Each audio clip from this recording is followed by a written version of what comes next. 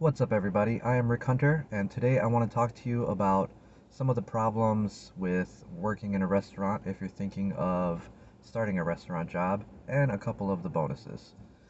Experience-wise, and why I'm qualified to talk about this, I'm a 25-year veteran of the restaurant industry. I've worked probably about 20 years just in restaurant management, with I'd say about 8 of those years as a general manager. And I think that gives me a unique perspective and qualifies me to be able to speak on this topic. Currently, I have two jobs, two restaurant jobs. One of them, I work as a baker about 30 hours, 32 hours a week. And I have another job where I work as a shift leader in a restaurant, and I work 40 hours a week there. So those two jobs and those two incomes puts me in at around about 52 to $54,000 a year. Sounds like pretty good money, but I'm sure there's jobs out there that you could probably make that in 40 hours. But based off from my limited education and my work experience, that's kind of where I'm at right now. Um, some people would say, if you have experience in general management, why don't you take a general manager job and you can make that in 40, 50 hours and, um, you won't have to work so many hours. Well, the issue with that is right now the responsibility factor. Currently, I have a wife that is pregnant and about to give birth in about 3 weeks. And prior to that, she was full time in the workforce, making really good money. And when we started our pregnancy journey, um, we had some um, we had some unfortunate letdowns with miscarriages and things. And so, with this most recent one, I wanted to make sure that my wife was safe, and I kept her, I had her stay home. It was still kind of halfway through the pandemic, and I just wanted to make sure that she stayed home, stayed safe, didn't have any stresses to her body that were going to um, make it difficult for us to have this child.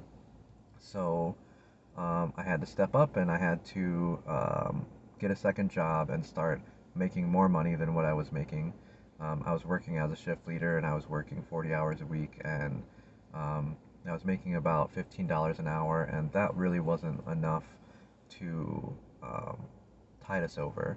I have a mortgage that I pay. I pay probably about $1,200 a month for the mortgage plus escrow for the property taxes, utilities, water and sewer, cell phones, internet, things like that can add up pretty quickly, and you have to make ends meet. So initially, what I started to do was I started to drive for DoorDash, and I was making pretty decent money. I don't think at that time I got any orders less than $5.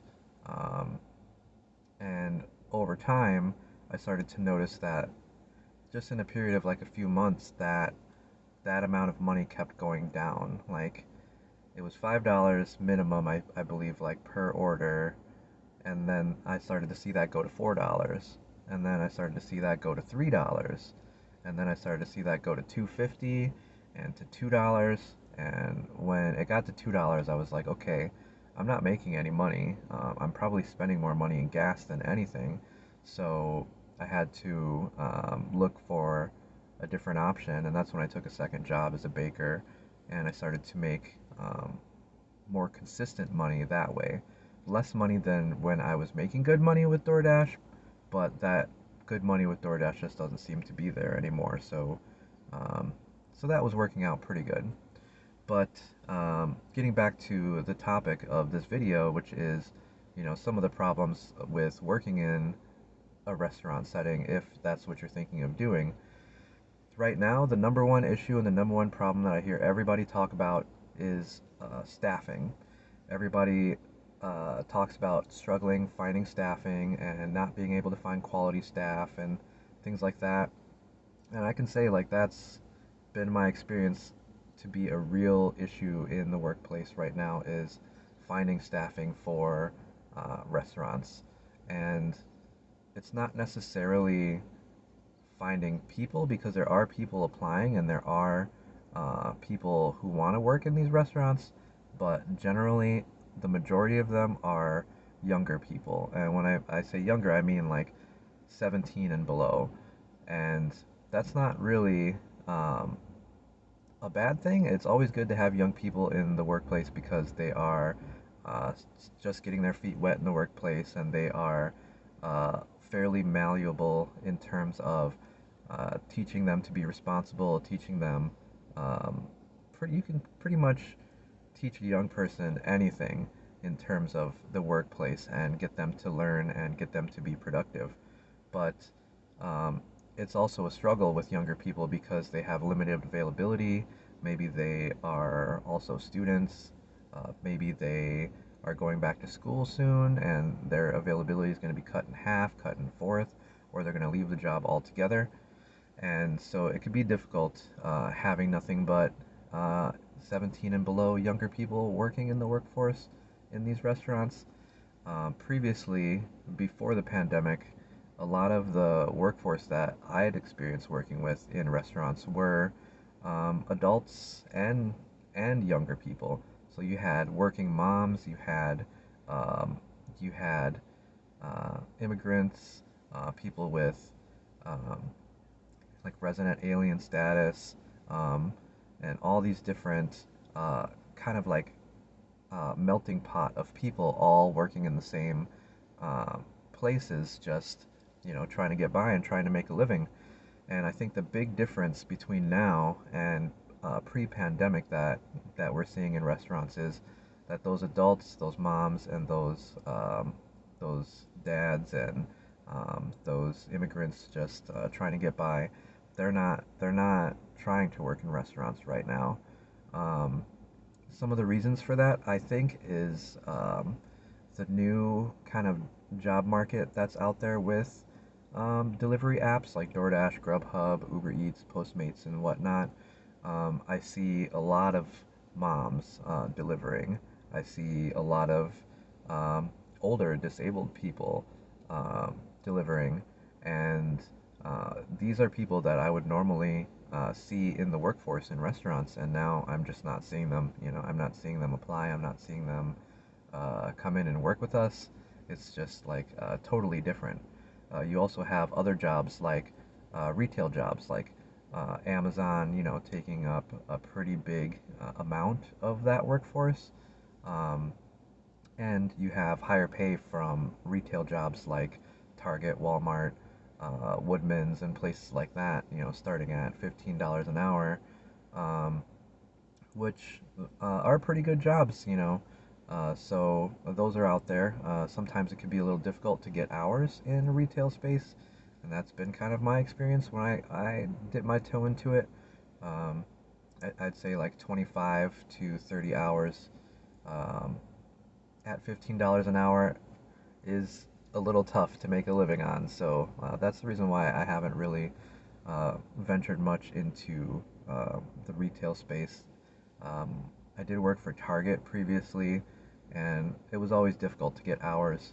During the holidays, I would get, you know, 40 hours, sometimes plus, and then the holidays would end, and next thing you know, I see my schedule and I'm looking at 22 hours, 25 hours, and whatnot. And that kind of up and down made it a little difficult to hang in there, and I don't think I stuck with that for longer than um, longer than a year. So that is for some people. Some people like retail. I'm just not a fan of it. I think another one of the issues that is keeping people out of the restaurant space is management. Um, it's really kind of tough with management right now because we're seeing more people in management uh, advocating for their quality of life, which is to be applauded. Like everybody deserves to have a great quality of life. Everybody deserves to have, um, you know, to work their schedule and not be expected to work way more than that and stuff like that.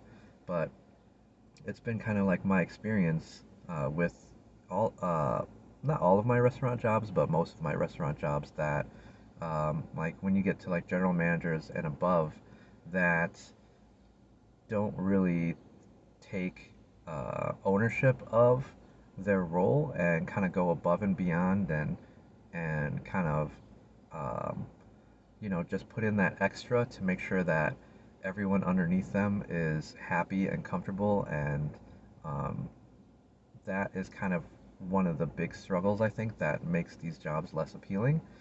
Right now, like I mentioned, I have two restaurant jobs. The job where I'm a baker, where I'm actually on break right now, um, is a really good job, and I have a great general manager who works way too hard. She works maybe 60, 70 hours a week sometimes, and she just really goes in and does what she needs to do um, to make sure that her business is taken care of. She definitely leads by example, and she practices, I would say, to quote like, you know, um, to quote Jocko Willing, she practices extreme ownership over her business. She makes sure that every single aspect of her business is controlled by her. She oversees it all. She'll stay there and fight the fight with you, like pretty much as long as it takes to make sure the job gets done. She makes salary. She doesn't get paid overtime. She just wants to make sure that her job is secure and that her business is run well. And, I appreciate her for that. The other job where I'm a shift leader is the polar opposite. I have a general manager who makes about $65,000 a year. How did I learn that? Learn how to read P&Ls. Um, he makes about $65,000 a year, which is double what I make at that um, at that location. And he has the attitude of, I'm not going to be taken advantage of. I'm supposed to work 45 hours a week at salary, and I'm not doing a minute over that unless they pay me overtime. And they're not going to pay me overtime, so I'm not going to do that. He won't show up, if people call in. He won't show up if there's things that need to get picked up from the distributor that didn't get delivered or didn't get ordered. Sometimes that happens. You run out of stuff and you have to go to the distributor to get stuff. And yeah, like he won't do that kind of stuff. And that makes that kind of situation very frustrating because you have situations where you're very short-handed. You have people calling in because of, younger people, as I said, they don't work as much as someone who really needs the job and needs money. They'll call in on a whim. And so you could have two, three young people call in, and then you might have a crew of one or two people, and you're sending out that beacon to your boss, like, hey, I need help, I need assistance. And when that person is just like, I'm not going to get taken advantage of, I've already worked my 40, 45 hours, I already worked my day, I'm not coming, I'm not helping, there's nothing I can do, then it doesn't take long for people to get frustrated and to leave that role in that position. And I've seen that happen many times, many times. I've hung on just because I've got a different perspective on things.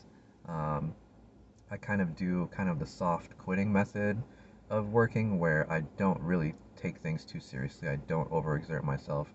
I kind of take a page from his book and I don't, you know, really volunteer to do extra hours. And I don't volunteer to do a lot of extra things just because I'm already working 70, 75 hours a week, and there's not really much extra that I can do in my position at that job I make 15.65, which, isn't that much, but we also get tips, so sometimes it comes out to be 19, $20 an hour, which, um, is pretty good for a restaurant job, I think.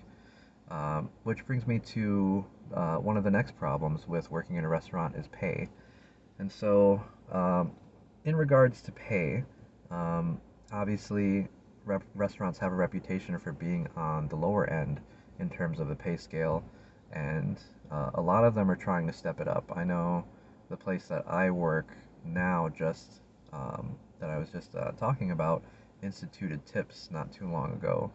Tips that could be added to credit card transactions and split amongst all the employees. And that's added $3, $4 an hour to my base pay on average. And also my baker's job this year added tips as well, which also added $3, $4 an hour. I make $12.25 at that job, and so that is a little more lucrative than it used to be. And those tips are a godsend. They really make the jobs manageable in terms of finances and everything else because you know it just basically gave us a bump in pay across the board. And I see more restaurants trying to entice employees to come and work for them by offering these tips. Um, but I don't think that customers really kind of understand. Um, like, I always hear gripes like, okay, um, every place wants us to tip now. Like, why should it be our responsibility to pay these employees more? Like, it should be the business's responsibility. And this is true. I understand, businesses should be required to take care of their employees. I also understand bottom lines. I've been a manager for a long time. I understand profit and loss. I understand um, the razor thin profit margins that are in restaurants. And, you know, um, it can be tough to make money in those kind of ventures, and that's the reason why labor has to be like a certain amount. So it's been pushed down to the customers to try to kind of fill that gap and try to kind of make up, that difference. Um, so pay is, one of the major reasons that a lot of people choose not to work in the restaurant space. Waitresses often, and I'm sorry, I don't mean to use the disrespectful term waitresses. I meant to say servers. Um, they often make $2.33 an hour here in Wisconsin, which if they're not making great tips, like you can't survive on $2.33 an hour in any kind of way. And businesses claim that they will compensate you for the difference. It's been my experience that a lot of these restaurants are owned by franchisees that are unethical, and they will not pay that money and compensate you for that difference if you don't make minimum wage. Um, but that's neither here nor there. Um, and I think maybe just the other major factor that's kind of keeping people out of restaurants right now in terms of work is just like the respect level for the people in that workspace. You get so many um, dirty looks, you get so many microaggressions and attitudes from people who just kind of like look down on you for being in that role. And um, I don't want to say that it's everyone. Like, it's not. There's some really nice people who come into restaurants, and I always try to be a nice person when I go into restaurants because I've experienced it, on the other end. But it's it's really changed like after the pandemic to before, just like how hot-headed and how aggressive customers can be in terms of what they want and when they want it and how things are delivered to them and presented and everything else. And um, it can be a little daunting for people to come into that and experience that and then want to stick around and be around like that kind of negative energy. A lot of people can't handle it. Um, if you're experienced with it, you can find ways to manage it. But I think that is maybe one of the other factors that keeps people from venturing into restaurants. Um, but it's not all bad. There are some pluses to working in restaurants. Um, one of the pluses I would say is low responsibility. There's probably not another job that you can get that has um, that low of amount of responsibility. I mean, you have a lot of responsibility, but then you take as much of that as you want and you kind of go with that. So, like, it's nothing really detrimental to society if you don't perform the functions of your job well in a restaurant setting. You're not going to cause the collapse of civilization by not, really taking this uh, fried uh, fry cook job seriously, and so that can kind of be a bit of um, a comfort on your mind, like just knowing you can go to work and you can kind of just phone it in and you can kind of just go through the motions, and like at the end of the day, as long as you put in your hours, you're going to get your money. And you know, that is kind of like a bonus, to working in restaurants. So you don't have to worry about life and death situations as if you were a firefighter or a police officer or a nurse or doctor or something like that. So, you don't have those kind of stresses. And the other plus I would say is that the jobs are just so plentiful. Like if you're unhappy with one restaurant job, you can jump to another, jump to another, jump to another. There's so many out there, and people who have experience and want to work in restaurants are so highly desired that anyone can pick up a restaurant job right now and be successful, I feel. So, if that's what you're interested in, or if that's what you want to try out, just, you know, jump right in. And if it's not for you, try another one, try another one, try another one. There's plenty out there, and they're all willing to hire you right now. So that's one of the other bonuses of working in the restaurant field. So, well, it looks like my break is over. I have to get back in and get back to my baking. So hopefully this video is informational and uh, adds a little something to the conversation about um, the restaurant industry. So um, I am Rick Hunter. Thanks for watching.